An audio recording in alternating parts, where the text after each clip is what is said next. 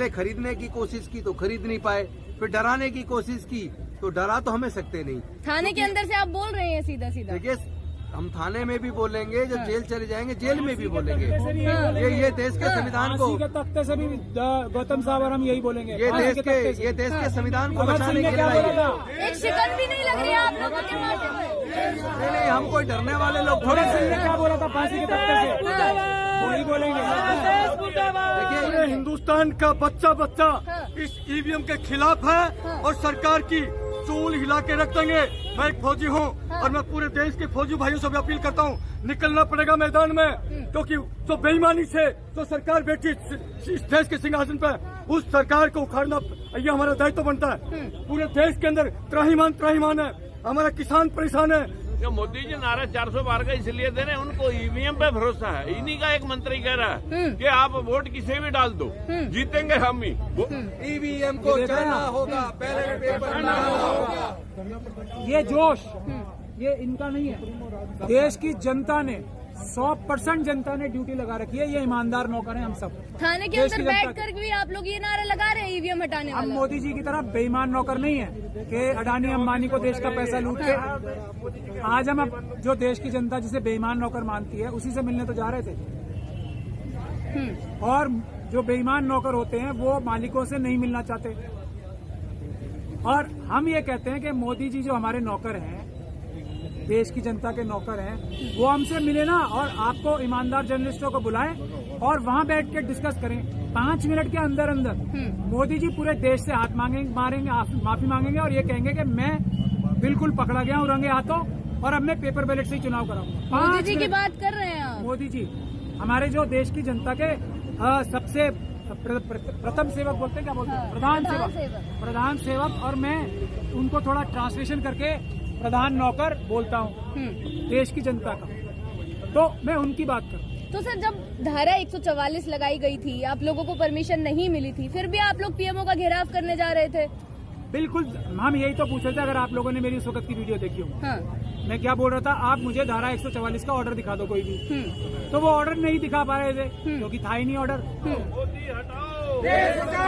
तो ये नारे आप अभी भी देख लीजिए। राजेंद्र पाल गौतम जी इधर बैठे हैं, राजकुमार सैनी जी इधर हैं और एडवोकेट्स की टीम भी यहाँ उधर है। वहाँ बैठकर भी ये नारेबाजी हो रही है, ईवीएम हटाओ देश बचाओ। जी सर, आज आप लोगों ने देखा होगा मैराथन हो रहा था नई दिल्ली में। हाँ।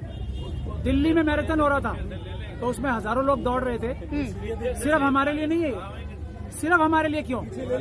अगर सरकार की गलत नीतियों के खिलाफ देश की जनता का हक मार के, वोट चुरा के, वोटों पे डकैती मार के देश का संविधान को छिन्न भिन्न किया जा रहा है, लोकतंत्र को मिटाया जा रहा है, तो देश के नागरिकों को अपनी पीसफुल तरीके से आवाज उठाने की हक नहीं है क्या? मैराथन हो सकता है।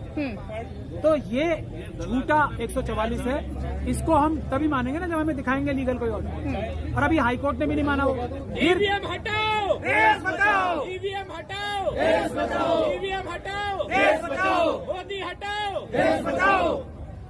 हम लोगों के गले सूख रहे थे प्यास के मारे। ये तो मैं धन्यवाद करता हूँ राजेंद्र पाल गौतम जी का। इनका कोई जानने वाले यहाँ पे थे, इन्होंने उनसे पानी मंगवाया हमारे लिए। नहीं तो पुलिस हमें पानी नहीं पिलाई थी, बगैर प्यासा मारना चाहती थी पुलिस। एक तरफ धुआं जला। तो ये मुझे नहीं पता राजेंद्र पाल गौतम जी ने किससे मंगाया था। मैं ये समझता हूँ ईमानदार जो भी पुलिस ऑफिसर्स हैं, आज वो खून के आंसू रोक रहे हैं। एक मिनट खून के आंसू ईमानदार पुलिस अफसर रो रहे हैं आज कि ऐसा अत्याचार देश के मालिकों के साथ उन्हें करना पड़ा। जी, राजकुमार सैनी जी भी हमारे साथ हैं। आंदोलन में भी आपने देखा कि कदम से कदम मिलाकर चल रहे थे और ये भी अभी पुलिस स्टेशन के अंदर है। राजकुमार जी, आप भी कॉन्स्टिट्यूशन क्लब से साथ चले थे, पूरे सड़क तक साथ रहे और उसके बाद आपको भी बस में बैठा के यहाँ ले आया गया। देखिए, लोकतंत्र की हत्यारी इस ईवीएम से ये क्यों इतना प्यार बीजेपी वाले कर रहे हैं? जब पूरा देश विश्वास, पूरे देश का विश्वास इससे हट गया है, तो पूरी दुनिया के अंदर बैलेट पेपर से चुनाव हो रहे हैं। जब यहाँ से बैठ करके आसमानों में, अंतरिक्ष के अंदर हम किसी भी नेट को, किसी भी जो है ना सिस्टम को, किसी भी रॉकेट लॉन्चर को, किसी भी मिसाइल को, जब हम वहां जाकर के उड़ते हुए अंतरिक्ष यान को यहाँ बैठ करके उसको ट्रीट कर सकते हैं, ठीक कर सकते हैं, तो ईवीएम यही बैठ करके यही धरती पे क्यों हैक नहीं हो सकती।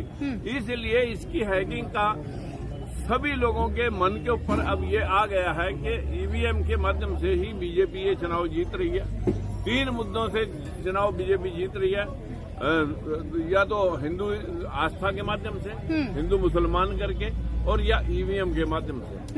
अभी पूरा देश का भरोसा ईवीएम पे नहीं, तो सरकार जबरदस्ती किसी पूरी जनता के भरोसे के विपरीत जाकर के अगर ये चुनाव कराने की जिद कर रहे हैं, इसका मतलब ये है कि चुनाव आयोग भी इन्हीं का बनाया हुआ है, और चुनाव आयोग का जो चयन करने का तरीका है वो भी सुप्रीम कोर्ट की बात को इग्नोर करके इन्होंने अपने 2 आदमी रखे और एक विपक्ष के नेता को साथ लेकर के जो आदमी 2 बोलेंगे तो वो चुनाव आयोग का अधिकारी लेकिन सर काउंटर ये आता है कि क्या सिर्फ चंद लोग हैं जो इस ईवीएम की आवाज को उठा रहे हैं, जनता की आवाज है सही में या नहीं है, या सिर्फ चंद लोग इसको लेकर चल रहे हैं आगे? ये अगर सरकार आज इसका जो सोशल मीडिया के ऊपर जो आज के दिन अगर एक आप अपने चैनल से ही इस बात को डाल दें कि आप ईवीएम से चुनाव के पक्ष में हैं और नॉट, कि आप चुनाव ईवीएम से जाते हैं बैलेट पेपर से, तो आप ही इसके ऊपर आ जाएगा 80% लोग